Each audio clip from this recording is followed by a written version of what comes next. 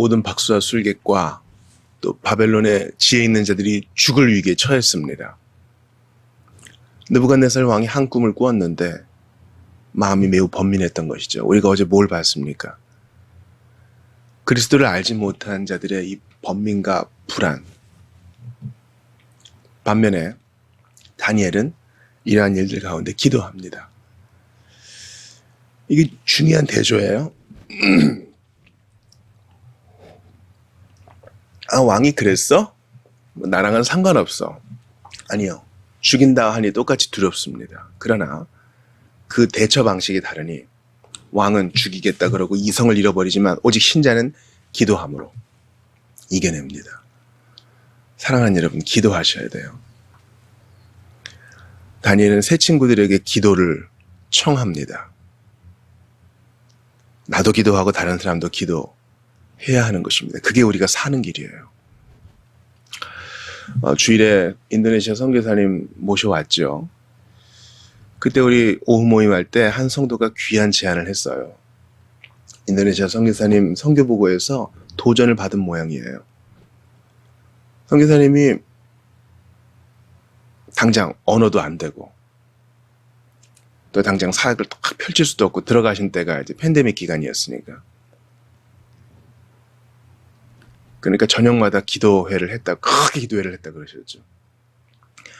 거기 모스크에서 그 기도 시간을 알리는 방송을 크게 해요. 어떤 때는 선생의 목소리로, 또 어떨 때는 어린아이나 여자의 목소리로, 아주 너무 큰 소리로, 새벽에도 하고요. 정한 시간마다. 그러면 우리도 소리로 대응하겠다. 주변 사람들이 괜찮다고 해서 큰 소리로 찬양하고 기도했다는 것이죠. 또 선교사님들과 모여서 중보기도 하고. 여러분, 나라를 떠나 있으면 더 애국자가 된다 그러죠. 그러니까 들려오는 소식 까닭에 우리나라를 위해서, 또 우크라이나와 러시아 전쟁 종식을 위해서 기도하는 것이죠. 그걸 들은 성도님이 우리도 좀 모였을 때만큼은 기도하자. 아주 훌륭한 제안이라 생각합니다. 본인도 그렇게 하시겠지만 우리 성도들이 이걸 체질화시키는 거예요. 물론 기도는 양보다 질이 중요하죠. 그럼에도 불구하고 교회의 체질을 형성하는 것, 습관을 형성하는 것은 대단히 중요한 문제입니다. 같이 기도하는 거예요. 같이. 우리가 모였을 때 같이 기도하지 않고 돌아가서 알아서 기도하십시오.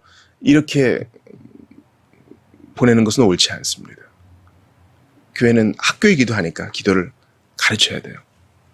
그리고 우리가 경건한 자들과 함께 기도하면 그 영향을 받습니다. 소리를 크게 내건 적게 내건 우리는 어찌됐건 기도해야 됩니다. 다니엘과 그 친구들이 기도하자 하나님이 느부갓네살의 꾼 꿈을 해석할 수 있는 지혜를 주셨고 이제 아리옥의 손에 이끌려 다니엘은 왕을 아련하게 됩니다. 아리옥은 출세를 원했던 사람 같아요.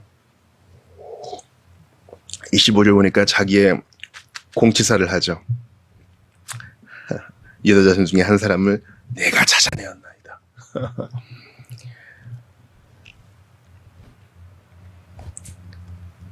반면에 다니엘의 태도는 아리옥과 좀 달라요. 다니엘은 먼저 손을 딱 긋습니다.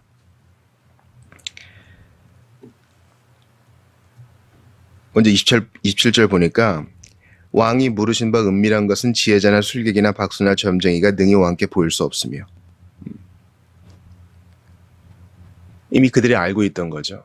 이들은 참된 하나님을 알지 못하므로 왕이 꾼 꿈을 알려주지도 해석도 못합니다. 30절 보세요. 내게 이 은밀한 것을 나타내시면 네 지혜가 모든 사람보다 낫기 때문이 아니라 오직 그 해석을 왕에게 알려서 왕이 마음으로 생각하던 것을 왕에게 알려주려 하심이니이다. 아리옥과 다르죠. 다니엘은 자기를 탁 낮춰요. 제가 지금 왕 앞에 서 있지만 제가 대단해서 이 꿈을 알려드리고 해석하는 것이 아니라 사람의 마음을 아시는 하나님이 은밀한 것을 통찰하시고 감찰하시는 하나님이 제게 알려주셨기 때문이지 제가 뭐 잘나서 이 꿈을 해석하는 거 아닙니다. 그러니까 세상의 방식과 하나님의 방식이 다 드러나죠. 아리옥은 저예요 저 이러고 다니엘은 저 아닙니다 이러고. 우리가 어떤 입장에 서야 되는지는 여러분 아실 거예요. 여러분, 스스로 높이고자 해도 안 높아지는 일이 있고요. 스스로 낮추고 숨고자 해도 하나님이 높이시는 경우가 있어요. 아리오카 같은 태도 얼마나 추레합니까? 제가 했어요, 제가. 하나님이 이미 다 보셨는데 굳이 자기를 높이고자 할 이유가 있을까요? 어떤 분들은 이렇게 얘기하실지 몰라요. 목사님 참 직장생활 안 해보신 티를 냅니다. 세상은 그런 곳이 아니에요. 자기 피하라는 곳입니다. 누가 나 안 알아줘요. 여러분 정말 그런가요? 정말 그런가요? 대학의 교수는요, 딱 보면 압니다. 이 학생이 공부해서 이걸 썼는지 누구를 뺏겼는지 압니다. 뭐 학생들이 많이 앉아있으니까 나는 모르겠지. 앞에서 가르치는 선생은 압니다. 저 사람이 지금 수업에 집중하는지 아니면 노트북 펴놓고 딴짓하는지. 한 나라의 지도자는 딱 압니다. 지금 충심으로 하는지 아니면 가만히서를 하는지 알면서도 거르는 거죠. 하나님은 다 아십니다. 그러므로 여러분 낮추세요. 하나님이 높이십니다. 다니엘과 같은 태도를 가지세요. 다니엘이 본 신상, 다니엘이 환상 가운데 이 신상, 느부갓네살이 본 신상을 해석합니다. 아수르는 빠져 있죠. 한 신상이 4개의 부분으로 나뉘는 것을 보게 됩니다.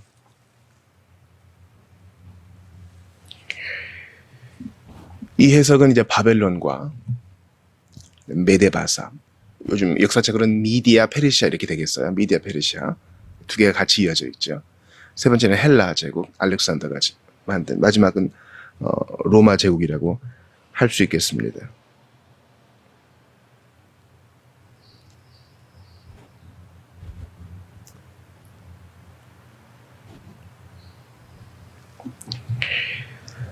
(37절) 보니까 왕이여, 왕은 여러 왕들 중에 왕이시라. 하늘의 하나님이 나라와 권세와 능력과 영광을 왕에게 주셨고 사람들과 들짐승과 공중의 새들 어느 곳에 있는 것을 막론하고 그것들을 왕의 손에 넘기사 닫아드리게 하셨으니 왕은 곧 그 금 머리이니이다. 약간 과정법이 있지만 하나님께서 그 지역의 패권을 느부갓네살이 차지하게 했다. 이 해석의 골자가 이거예요. 어떤 나라가 흥망성쇠를 반복하건 간에 하나님이 왕이시고 다스리시고 잠깐 권세를 주셨다가 빼앗으신다, 이것입니다.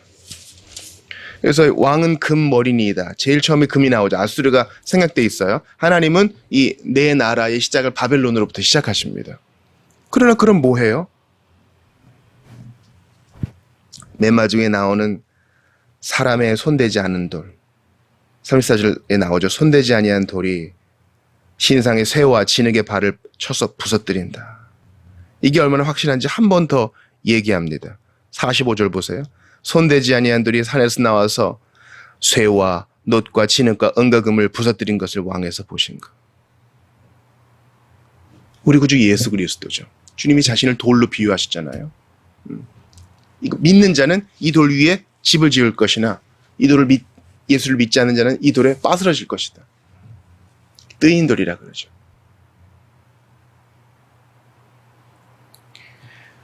왕을 겸손케 하려는 이 의도가 뭐 당장은 좀 통해내지 몰라도 우리가 그 다음 장 보면은 여전히 느부갓네살 정신 못 차려요. 당장은 해석이 된 것 때문에 속이 시원할지 몰라도 이 환상을 주신 목적은 뭐예요? 겸손하라고 하는 것입니다. 네가 지금 나라를 들었다 놨다 할 수 있을지 몰라도 넌 아무것도 아니다, 이거예요. 여러분, 이거 마음에 새기셔야 돼요. 특별히 이제 젊을 때, 우리가 잘 나갈 때, 건강도 내가 있는 것 같고 돈도 있는 것 같고 내가 뭐든 할 수 있을 것 같죠. 여러분, 우리는 아무것도 아니에요. 목사님 뭐 그렇게 사람 자존감 떨어지는 얘기하세요? 아니요. 우린 하나님 앞에 아무것도 아니에요. 우리 주님 앞에 먼지예요. 그거 기억해야 돼. 아무것도 아니에요. 주님이 후 하고 부시면 꺼지는 등불이에요. 우리 인생이 그분께 전적으로 의존하고 있는데 어찌 교만하겠어요. 느부갓네살 왕에게도 이런 말씀을 하시니 우리 평범한 사람들은 다 마찬가지죠. 머리는 금이라 그랬으니까 이제 바벨론이고요. 우상의 머리는 순금이라 그랬으니까 바벨론이고, 가슴과 두 팔은 은이라 그랬어요. 메데 바사 제국이고, 배와 넓적다리는 누구시오? 헬라 제국이고, 그 종아리는 쇠요, 그 발은 얼마는 쇠요, 또 진흙이었나이다. 마지막은 로마죠. 여러분, 페르시아 제국은 얼마나 위대해요. 역사에 기록되어 있잖아요. 그러나 지금 어디 있어요? 바벨론과 아수르가 없는 것처럼 어디 있냐고요. 알렉산더 제국, 그 헬라 제국, 동서양의 융합 어디 있어요? 지금 그리스에서 그 영광을 찾으려고 하지 마세요. 로마 제국 어디 있어요? 로마는 영원하다는 구호는 지금 다 사라졌어요. 왜냐하면 손대지 아니한 돌, 왕 대신 그리스도가 모두 파쇄하시고 당신의 나라를 세우세요. 이게 놀라워요. 여러분, 지금 이제 팍스 아메리카나, 미국으로 인한 평안의 시대라고 하는데 그것도 불안하죠. 1000년을 이어왔다는 로마 제국도 지금은 흔적도 없어요. 그 영광과 권세는 어디 있습니까? 이 땅의 나라는요, 흥망성쇠를 반복하는데 항상 놀랍게 시작했다가 마지막은 다 쇠락으로 끝나요. 점점 흥황하는 그런 나라는 하나도 없어요. 손대지 아니한 돌이 다 겸손케 하세요. 그리고 35절을 보세요. 그때 쇠와 진흙과 놋과 은과 금이 다 부서져 여름 타작마당에 겨같이 되어 바람에 불려 간 곳이 없었고, 우상을 친 돌은 태산을 이루어 온 세계에 가득하였나이다. 맞아요. 우상을 친 돌, 우리 주 예수 그리스도죠. 그분은 하나님의 나라를 이루세요. 태산을 이루어 온 세계에 가득하였나이다. 오직 주님의 나라만 영원합니다. 하나님 나라만 영원 무궁합니다. 그 나라만 영원히 융성합니다. 눈에 보이는 나라들은 쇠락하고 없어지고 기억에도 사라지지만 우리 하나님의 나라는 영원하다. 이게 이 꿈의 골자예요. 여러분, 우린 얼마나 어리석은지 몰라요. 자, 이 신상을 이루고 있는 재료들을 보세요.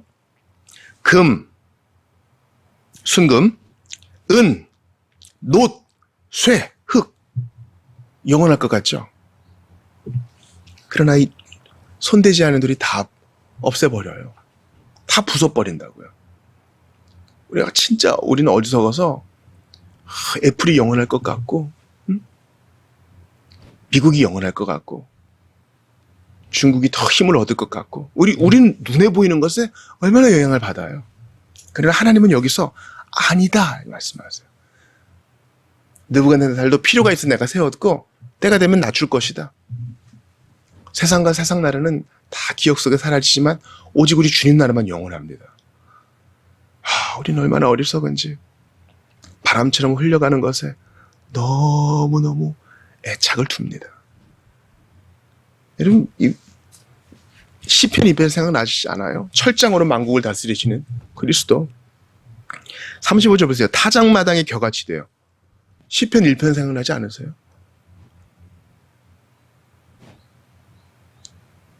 하나님의 나라는 시냇가에 심은 나무처럼 번성합니다. 그러나 헬라 제국이건 로마 제국이건 페르시아 제국이건 바벨론 제국이건 다 겨같이 날아가 버립니다. 오늘 본문이 얘기하는 것은요, 그러니까 우린 산에 들어가 살자, 나라 다 부인하고 살자, 그런 뜻이 아닙니다. 우리는 충실한 시민이 되어야 해요. 그러나 동시에 우리의 시선은 영원한 하나님 나라에 두어야 됩니다.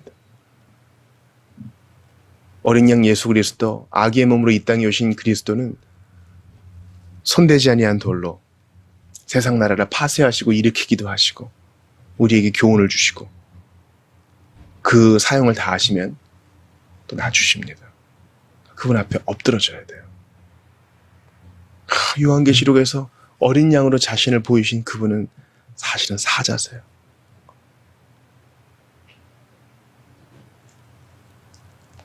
그러니까 느부갓네살이 이 환상을 꿈으로 봤을 때 얼마나 놀랐을까요? 나는 내가 다 없애버리는 줄 알았는데 손대지 아니한 돌, 이것이 무엇인가? 여러분 기억하세요. 이 돌 위에 여러분의 믿음을 세우셔야 돼요. 안 그러면 이 돌이 여러분을 부서뜨릴 것입니다. 둘 중에 하나예요. 돌 위에 영원한 집을 세울 것이냐, 이 돌로 우리도 이 신상처럼 부서질 것이냐.